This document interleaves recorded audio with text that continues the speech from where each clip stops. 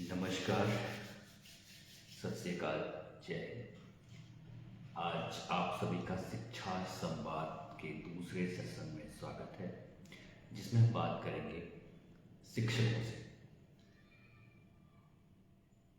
क्योंकि आज की डेट में भले ही कोई चीज़ डिग्रेड हुई हो, डाउनग्रेड हुई हो या ना हुई हो, लेकिन एक टीचर की इमेज बहुत डाउनग्रेड हो गई है या कर दी गई है। तो इसके पीछे वजह क्या है, इनके सॉल्यूशंस क्या हैं, समाधान क्या है, क्यों हो रहा है। तो इस पूरे सेशन को हमने दो पार्ट्स में डिवाइड किया है, एक गवर्नमेंट सेक्टर के टीचर्स और एक प्राइवेट सेक्टर के टीचर्स। क्योंकि दोनों सेक्टर्स के टीचर्स की समस्याएं और चीज़ें अलग अलग हैं, इसलिए हम दो अलग अलग सेक्शंस को लेकर चलेंगे, गवर्नमेंट और प्राइवेट। और गवर्नमेंट और प्राइवेट दोनों सेक्टर्स के अलग अलग कैटेगरी में हम बात करेंगे। तो पहली कैटेगरी आती है बैकग्राउंड। बैकग्राउंड का मतलब किसी का फैमिली बैकग्राउंड नहीं है, और ये समस्या चाहे गवर्नमेंट टीचर हो चाहे प्राइवेट टीचर हो, दोनों के साथ आती है कि कोई भी टीचर जो बना है या टीचिंग प्रोफेशन में है या टीचिंग प्रोफेशन को बाई पैशन अडॉप्ट किया है या बाई नीड अडॉप्ट किया है, तो दोनों में मायने ये रखता है दोनों टीचर्स। क्योंकि एक बहुत अच्छा प्रोवर्ब है कि एक अच्छा स्टूडेंट ही एक अच्छा टीचर बनता है।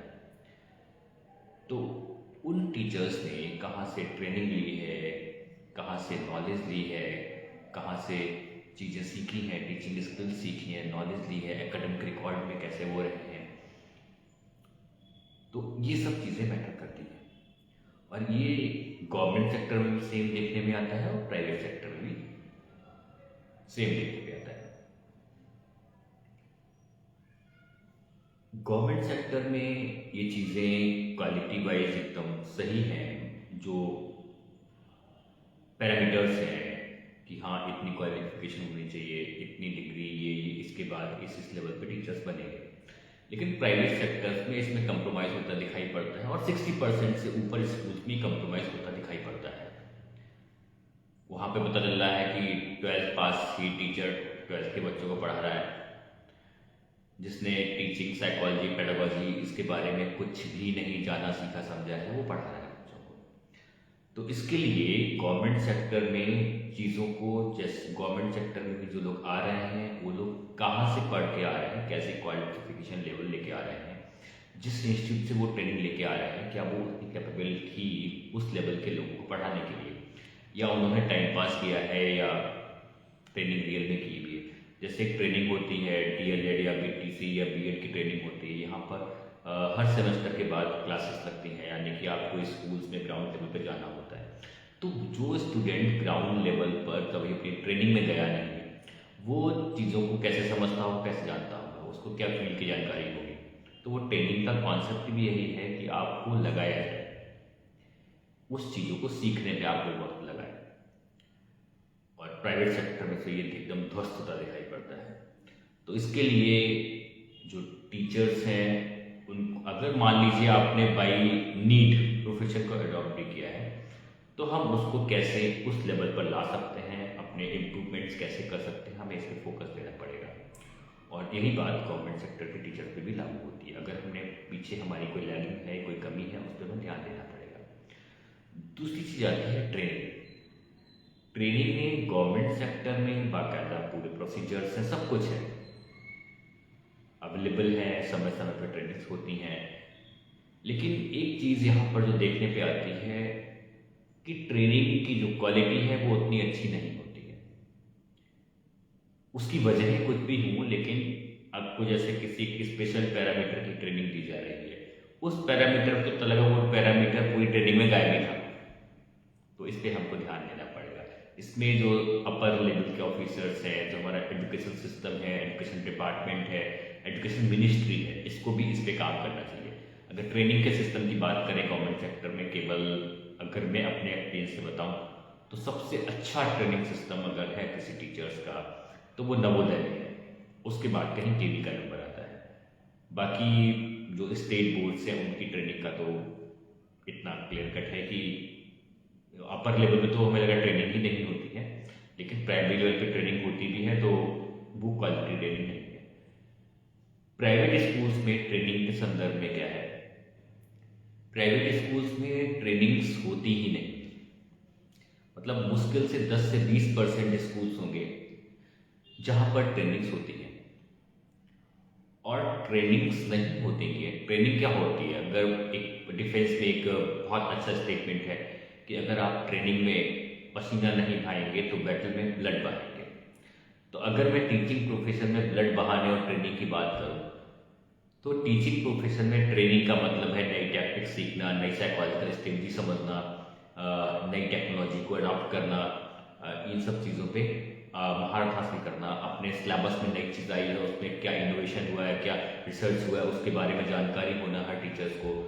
मॉडर्न कहानियों में उस संदर्भ में क्या चल रहा है इसकी जानकारी होना, ये ज़रूरी है, जो देखने को नहीं मिलता है। उससे क्या होता है कि वो बच्चों को उतने अच्छे तरीके से तराश नहीं सकते। इससे पहले हमने जो पेरेंट्स का सेशन किया था उसमें पेरेंट्स को बहुत सारे की पॉइंट्स बताए थे। इसमें भी आप अगर देखेंगे, जो उस इंस्टीट्यूट को देखिए, आप अपने बच्चे के लिए उस इंस्टीट्यूट को तलाशिए जो अपने टीचर्स के लिए इनोवेशन की बात कर रहा है। आजकल तो अटल टिंकरिंग लैब की बात भी होती है। बहुत सारे स्कूल्स को मैं देखता हूँ अटल टिंकरिंग लैब का पैसा ले लिया है, लैब लगी हुई है, कोई इस्तेमाल नहीं हो रहा है, कबाड़ा हो रहा है उसका। तो अगर इतना अच्छा सेटअप है तो उस सेटअप को इस्तेमाल करें। गवर्नमेंट सेक्टर के स्कूल्स में वो चीज़ें हैं कि नहीं हैं, उसमें वो चीज़ें हमें अडॉप्ट करनी पड़ी। हमको हमारे सिस्टम को भी सोचना चाहिए कि हम उन चीज़ों को अडॉप्ट करवा रहे हैं, नई टेक्नोलॉजी को, नई चीज़ों को अडॉप्ट करवा रहे हैं या नहीं करवा रहे हैं। उससे क्या होगा, टीचर अपनी कैपेबिलिटी फुल इस्तेमाल कर पाएगा बच्चों की टीचिंग के लिए, और बच्चों का लेवल भी अप होगा। तो पेरेंट्स को भी इस मामले में ध्यान देना चाहिए। तीसरा क्राइटेरिया जो निकल के आता है वो निकल के आता है बॉस प्रेशर। अच्छा, गवर्नमेंट सेक्टर का बॉस प्रेशर और प्राइवेट सेक्टर का बॉस प्रेशर दोनों में थोड़ा इंटेंशन वाइज डिफरेंस है। गवर्नमेंट सेक्टर में जो बॉस प्रेशर है वो ऐसा है कि गवर्नमेंट सेक्टर में जो अपर लेवल के लोग हैं उनको ग्राउंड लेवल की कोई जानकारी नहीं। ग्राउंड लेवल की जानकारी क्या, कौन सा सबऑर्डिनेट अच्छा काम कर रहा है, कौन सी चीज़ प्रभावित कर रही है, उसका सॉल्यूशन क्या, उनको जानकारी नहीं है। They all are doing planning on base of their flatterers, अपने चापलूसों के बेस पे काम कर रहे हैं। हाँ, 1-2% है जो अपने रियल जेन्युइन तरीके से काम कर रहे हैं, या अथॉरिटेरियन वे में काम कर रहे हैं, तानाशाही में काम कर रहे हैं। तो ये चीज़ें क्या होता है, इसमें जो आपका सही पैरामीटर होता है, सही कर्मचारी होता है, सही सिस्टम होता है, वो क्रैश होता है। और जो अच्छा सिस्टम होता है वो अच्छा सिस्टम क्रैश होता है, सही सिस्टम क्रैश होता है, और खराब वाला अपलिफ्ट होता है। तो इससे क्या होता है, हमारे सिस्टम धीरे धीरे धीरे समय के साथ पूरा क्रैश हो जाता है। प्राइवेट सिस्टम में बॉस प्रेशर कैसा चल रहा है? प्राइवेट सिस्टम में पहले तो बॉस प्रेशर यही चल रहा है, टीचर्स का रिक्रूटमेंट, उनकी क्वालिफिकेशन, उनकी कैपेबिलिटी, उनकी एलिजिबिलिटी, एक्सपीरियंस, इसके बेस पे नहीं होता है। 80% स्कूल का यही हाल है। वहाँ किसी मैनेजर का रिश्तेदार है, किसी मैनेजर का रिलेटिव है, किसी से बाहर से आया हुआ है, और तो और वहाँ कास्टिज्म भी बहुत तगड़े से चलता है। मैनेजर की कास्ट का होगा तो रखेंगे, मैनेजर की कास्ट का नहीं होगा तो नहीं रखेंगे। इससे क्या होता है, हमारा पूरा एजुकेशन सिस्टम क्रैश होता है। क्योंकि ये जो भी पैरामीटर बनाए गए हैं, वर्ग बनाए गए थे, उसके पीछे ये जेनेटिकल चीज़ें नहीं थी, उसके पीछे जो चीज़ें थी वो थी हेरिडिटी वाइज नहीं थी, वो हमारे कर्म बेस पे थी।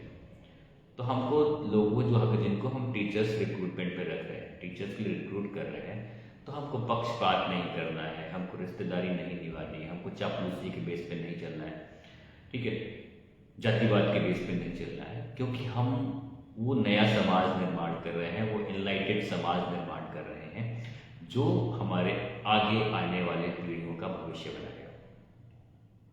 तो इसके लिए जो स्कूल ऑनर्स हैं, कॉलेज ऑनर्स हैं, उनको भी ध्यान देना चाहिए, जो टीचर्स हैं उनको भी ध्यान देना चाहिए, आपस में भी वो ये गेम ना खेलें। और यही चीज़ गवर्नमेंट सेक्टर्स के लोगों पे भी लागू होती है। क्योंकि अगर हमको एक बेटर सिस्टम बनानी है तो हमको बेटर तरीके से सारे पहलुओं पे काम करना पड़ेगा। अच्छा, ये सारे ऐसे पहलू हैं जिनको हम कागजों की लिखा पढ़ी में नहीं निकाल सकते या ना परख सकते हैं, लेकिन किसी भी सिस्टम को चलाने के, चाहे गवर्नमेंट सेक्टर का हो चाहे प्राइवेट सेक्टर का स्कूल हो या कॉलेज हो, उनको चलाने के लिए ये पैरामीटर्स बहुत इंपॉर्टेंट है। सबसे ज़्यादा सिस्टम इन्हीं पर रन करता है और हम या as a manager, as a authority, as a official हम इन चीज़ों को डिनाई कर देते हैं, इग्नोर कर देते हैं, जो कि एक सिस्टम में बहुत बड़ा लूप होल लेके आता है। फाइनली वो सोसाइटी में एक टीचर की इमेज को खराब करने के लिए रिपेल होता है। चौथा पॉइंट जो निकल के आता है, इंफ्रास्ट्रक्चर का पॉइंट निकल के आता है। इसमें भी गवर्नमेंट सेक्टर का तो इंफ्रास्ट्रक्चर माशाल्लाह, पर्याप्त कमरे नहीं होंगे, पता लगा, पर्याप्त फर्नीचर नहीं है, बच्चों के बैठने की व्यवस्था नहीं है, पर्याप्त बच्चों के पंखों की व्यवस्था नहीं है, ठीक है, और तो और स्कूल जाने का रास्ता नहीं है बच्चों के लिए, कॉलेज जाने का रास्ता नहीं है, कॉलेज में वो माहौल ही नहीं है जो बच्चे को लगे कि मुझे यहाँ पे कुछ मिल रहा है, कुछ सीखने को मिल रहा है, एक ऐसा वातावरण, क्योंकि ये एम्बियंस बहुत मैटर करता है, मिलता ही नहीं है। टीचर को भी वो एम्बियंस नहीं मिल रहा है फिर इसको लगे कि हाँ यार मैं जॉब पे नहीं जा रहा हूँ, मैं एक ऐसे कर्म पे जा रहा हूँ जहाँ पे मैं इग्नाइटेड होता हूँ, हमारे बच्चे इग्नाइटेड होते हैं, अपनी दिशा दे रहे हैं किसी को। तो इसके लिए शहरों के लोगों को, शहरों के जनप्रतिनिधियों को, गांव के लोगों को, गांव के जनप्रतिनिधियों को मिल के काम करना चाहिए, और जब मिल के काम करेंगे तो और अच्छा चीज़ें निकल के आएंगी। इसमें गवर्नमेंट को भी भागीदारी निभानी चाहिए और प्राइवेट सेक्टर को भी भागीदारी निभानी चाहिए, तो अच्छे से काम होगा। अच्छा, प्राइवेट सेक्टर में क्या है, उन्होंने अपने इंफ्रास्ट्रक्चर को ही अपनी मार्केटिंग स्ट्रेटजी बना रखा है। आप जितने भी विज्ञापन, आजकल स्कूल शुरू हो गए, स्कूल्स में एडमिशन शुरू हो गए, कॉलेजेस में एडमिशन शुरू हो गए, वहाँ पे आप देखेंगे तो यही देखने को मिलेगा आपको कि मेरे यहाँ एसी रूम है, कंप्यूटर रूम है, बढ़िया सा ग्राउंड है, बच्चों के खेलने के संसाधन है। उन्होंने इस इंफ्रास्ट्रक्चर को केवल और केवल अपनी मार्केटिंग स्ट्रेटजी बना रखा है, और पेरेंट्स भी इस ट्रैप में फंस जाते हैं, हाय भैया ये चीज़ है यहाँ पे, राइट। और बल्कि सच्चाई ये है, उनके पास जो इंफ्रास्ट्रक्चर है, उस इंफ्रास्ट्रक्चर का सही इस्तेमाल बच्चों के डेवलपमेंट में, फिजिकल डेवलपमेंट में, मेंटल डेवलपमेंट में, कॉग्निटिव डेवलपमेंट में, सोशल डेवलपमेंट में, इकोनॉमिक डेवलपमेंट में अगर कहीं हो रहा हो तो बात है। मुश्किल से 10% स्कूल्स और कॉलेज इस चीज़ को इस्तेमाल कर रहे हैं, बाकी उनके यहाँ के ये सारे इंफ्रास्ट्रक्चर केवल और केवल मार्केटिंग स्ट्रेटजी बन के रह गए। गवर्नमेंट सेक्टर में इंफ्रास्ट्रक्चर है नहीं है, लेकिन वहाँ पर चीज़ें फ्रीडम भी नहीं है लोगों को कि कुछ इनोवेशन करें। अच्छा, प्राइवेट सेक्टर में इनोवेशन इसलिए नहीं कर देते, उन्होंने एक चीज़ एक बार खरीद ली, वो इस्तेमाल होगी तो खराब होगी या टूटेगी, वो इकोनॉमिक मूड में है नहीं, तो इसलिए भी उस बच्चों का नुकसान हो रहा है, पेरेंट्स का नुकसान हो रहा है। अगला है इकोनॉमिक स्ट्रक्चर। नॉर्मली चाहे वो पॉलिटिक्स हो, चाहे वो गाँव के लोग हों, एक उसमें या शहर के लोग हों, उन्होंने एक हवा बना रखी है कि गवर्नमेंट सेक्टर के टीचर्स को बहुत सैलरी मिलती है। अगर आप कंपेयर करेंगे दुनिया के टॉप 10 कंट्रीज़ को जहाँ पर एजुकेशन सिस्टम टॉप का है, टॉप 10 एजुकेशन सिस्टम के जो कंट्रीज़ को करेंगे आप, उसके कंपेयर में जो गवर्नमेंट सेक्टर के टीचर्स की सैलरी बहुत कम है। आज की डेट में अगर आप इकोनॉमिक ग्रोथ रेट के हिसाब से देखेंगे तो आज की डेट में एक मिनिमम सैलरी या मिनिमम जो इनकम होनी चाहिए किसी पर्सन की, 1 पर्सन की, ठीक है, मिनिमम 1 लाख रुपए है, तब वो एक मंथ में सर्वाइव कर सकता है अच्छे से, यानी कि एक नॉर्मल तरीके से सर्वाइव कर सकता है। तो ये लेवल कम है। दूसरी बात क्या है, इस लेवल को इतना कम है, इसकी वजह से एक तो ये रीजन हो गया। दूसरा रीजन क्या है कि कितने टीचर्स को, गवर्नमेंट सेक्टर के कितने टीचर्स को हेल्थ इंश्योरेंस मिला हुआ है, हेल्थ फैसिलिटी मिली हुई जैसे डिफेंस में मिलती है, कितने टीचर्स को आपके रेजिडेंसी फैसिलिटी मिली हुई है, रेजिडेंशियल क्वालिटी का रेजिडेंशियल क्वालिटी मिलती है वो मिली हुई है, कितने टीचर्स को अपने बच्चों की पढ़ाई लिखाई के लिए चीज़ें मिल रही हैं जैसे डिफेंस के लोगों को मिलती हैं।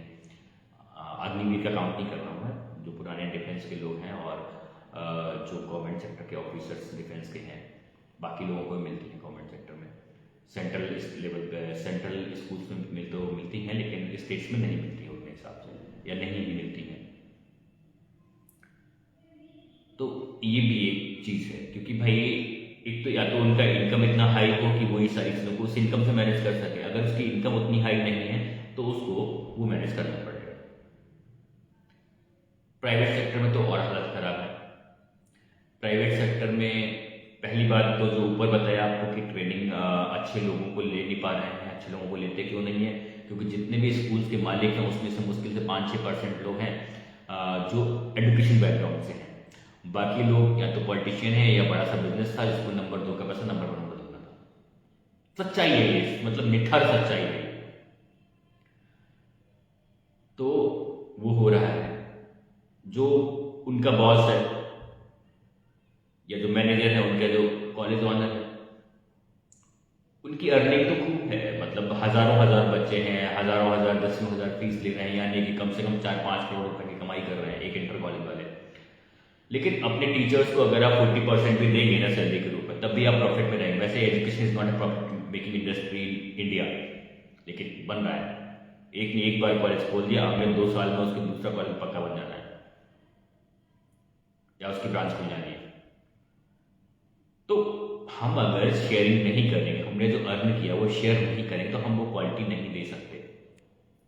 फिर क्या होता है, प्राइवेट स्कूल का टीचर क्लास में ढंग से नहीं पढ़ाता है। क्लास और स्कूल्स केवल ये डिग्री देने का अड्डा बन गए कि हाँ एक सर्टिफिकेशन चाहिए होता है, इसलिए कॉलेज या स्कूल में रजिस्ट्रेशन कराना होगा, लेकिन वहाँ पढ़ाई नहीं हो रही है। वो टीचर्स क्लास में नहीं पढ़ाएंगे, लेकिन वो अपने इंस्टीट्यूट में बुलाएंगे, वहाँ पे पढ़ाएंगे। क्यों? वहाँ से उनको पैसा मिल रहा है।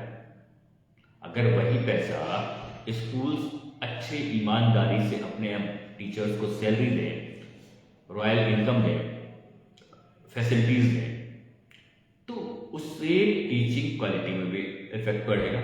जो अभिभावक अपने बच्चों की 3-3, 4-4 सब्जेक्ट्स की कोचिंग में पैसा दे रहा है, उस पर भी मनी बर्डन कम आएगा, बच्चे की टाइम किलिंग रुकेगी। जैसे बोर्ड का बच्चा है, ग्रेजुएशन का बच्चा है, वो 3-3, 4-4 कोचिंग जाएगा आएगा, उससे अच्छा है अगर वो स्कूल कॉलेज में पढ़ लिया होता, उसका समय बचता, थकान बचता। थकान ही नहीं बचता, वो आने जाने में सुबह स्कूल आया 7-8 बजे, उधर से कोचिंग पढ़ा के वो शाम के 6 बजे फुर्सत हुआ, लगभग 12 घंटे, बीच में खाने पीने का क्या पता नहीं। तो उससे उसकी हेल्थ भी किल हो रही है, यानी कि उसके फिजिकल स्टैंडर्ड भी डाउन हो रहे हैं। इस पर कोई ध्यान नहीं दे रहा, ना पेरेंट्स ध्यान दे रहे हैं, ना टीचर्स ध्यान दे रहे हैं, ना स्कूल मैनेजमेंट ध्यान दे रहे हैं। मैनेजमेंट तो बिल्कुल देता ही नहीं है। हाँ, एक आध 2 गिना चुना वाले हैं, वो देते हो। तो इसलिए इस पे हमको ध्यान देना पड़ेगा। टीचर्स को एक सम्मानजनक सैलरी देनी पड़ेगी ताकि वो अपनी काम को ईमानदारी से ऑनेस्टली करें। यहाँ पे तो मैनेजमेंट और ऑफिसर रैंक जो लोग हैं या जो मिनिस्ट्री है, वो प्रवचन देती है कि भाई टीचर है, आप तो फ्री में भी काम करेंगे, ईमानदारी से काम करें। भाई नहीं, उसको जीवन चलाने के लिए कुछ बेसिक नीड्स होती हैं, वो उसको भी पूरी करनी होती हैं, और वो आज के ज़माने में इसी से होती है। तो इसलिए वो हमको काम करना पड़ेगा। अगली चीज़ है इकोनॉमिक विजडम। अगर हम economic management, economic teaching, economic learning उन टीचर्स को भी दें जो ऊपर मैंने ट्रेनिंग की बात की, उसमें ये पार्ट भी होना चाहिए, क्योंकि वो इस इकोनॉमिक ट्रैप में फंसा हुआ है, चाहे गवर्नमेंट सेक्टर का टीचर हो चाहे प्राइवेट सेक्टर का टीचर हो, वो इस इकोनॉमिक ट्रैप में फंसा हुआ है। उसको चीज़ें मैनेज करना नहीं आती, उसको पता नहीं कौन सा काम कैसे फ्री में हो सकता है, कौन सा काम कम पैसे में हो सकता है, कैसा काम हम चीज़ों की अपनी इन्वेस्टमेंट प्लानिंग क्या हो हमारे पास, कैसे काम करें, तो कि हमको लॉन्ग टर्म में हर physical benefit, health benefit, monetary benefit वक्त के साथ मिले, उसको नहीं पता। उसको उसकी ट्रेनिंग पे काम करना पड़ेगा। ये मैनेजमेंट को भी करना पड़ेगा, गवर्नमेंट सेक्टर को आज नहीं करेंगे 10 साल बाद करेंगे, लेकिन करना पड़ेगा।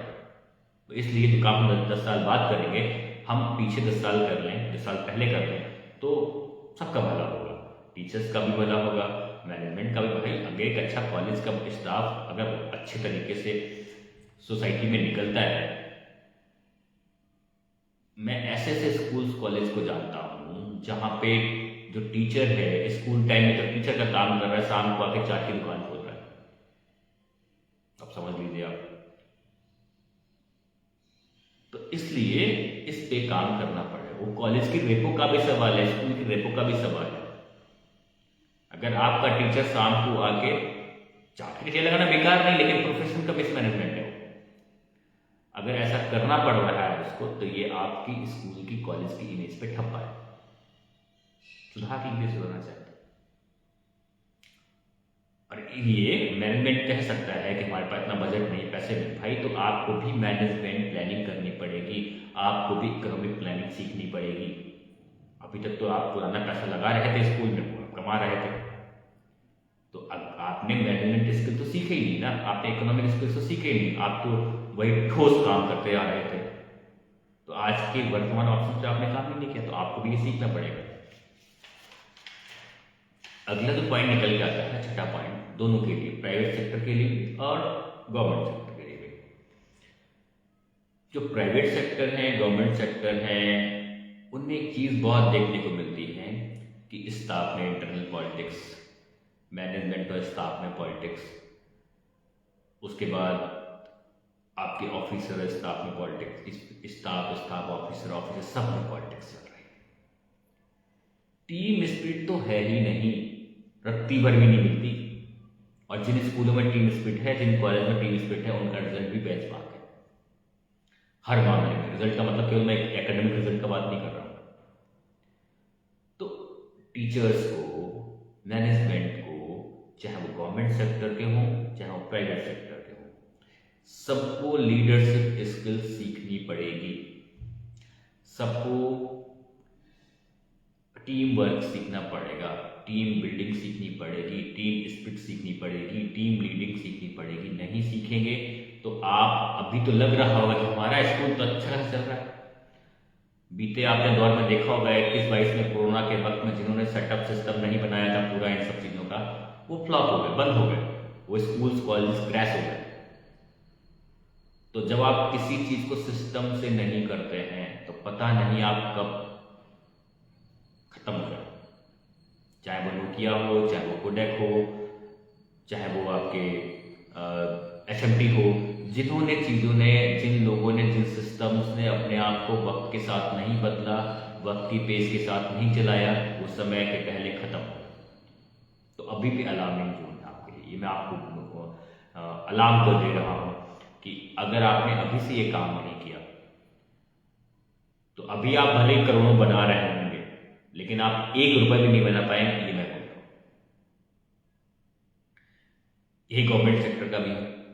गवर्नमेंट सेक्टर में भी हमको ये सब चीज़ें सिखानी, इन पे कोई बात नहीं करता है। नए नए एनजीओज के प्रोपेगेंडा, ये सब चीज़ें, और एनजीओ को काम किस बेस पे मिल रहा है, उनने ये काम किया है, और ने काम पिछला किस बेस पे किया है, उसके रिजल्ट्स नहीं दिख रहे हैं, उसके केवल हमें कागजी आंकड़े दिख रहे हैं जो किसी न किसी की चापलूसी से सिस्टम में घुसा था। तो इससे क्या हो रहा है कि हमको थोथा जना बाजे घना वाला हाल हो रहा है। दिख ऊपर से दिख बहुत कुछ रहा है, अंगल जड़ें खोखली होती जा रही है। तो हमको अगर देश को एजुकेशन सिस्टम में आगे ले जाना है, और इसके लिए सबसे पहली जिम्मेदारी मैं अभिभावकों की मानता हूँ, इसीलिए मैंने पहला सेशन अभिभावकों का किया था। सबसे दूसरी जिम्मेदारी मैं मानता हूँ टीचर्स की, इसलिए मैं दूसरा सेशन टीचर्स पे कर रहा हूँ। क्योंकि जब तक अभिभावक उसकी डिमांड नहीं करेगा, तब तक मैनेजमेंट हो प्राइवेट वालों का, चाहे वो गवर्नमेंट सेक्टर हो, इस पे काम नहीं करेंगे।